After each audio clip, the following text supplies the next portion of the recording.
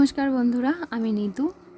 আমি অনেক দিন থেকে ভাবছিলাম যে আমার রেগুলার ব্লগ করব, কিন্তু আমাদের ঘরবাড়ি তো দেখতেই পাচ্ছ যে খুবই সাধারণ।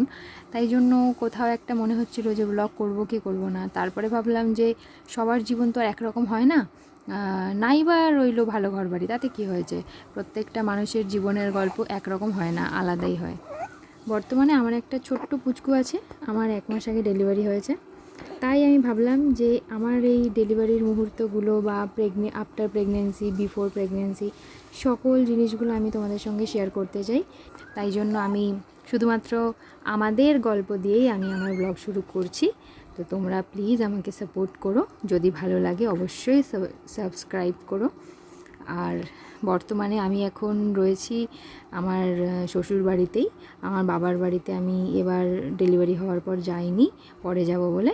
কেন, আমার শ্বশুর বাড়ি থেকে রাস্তাঘাট, ডাক্তার, হসপিটাল একটু কাছে হয় বলে।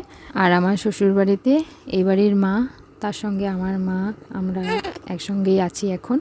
কেননা তোমরা জানোই যে ডেলিভারির পরে অনেক কাজবাজ করা যায় না, অনেক না কিছুই কাজবাজ করা যায় না, সেগুলো আমার মাই করে।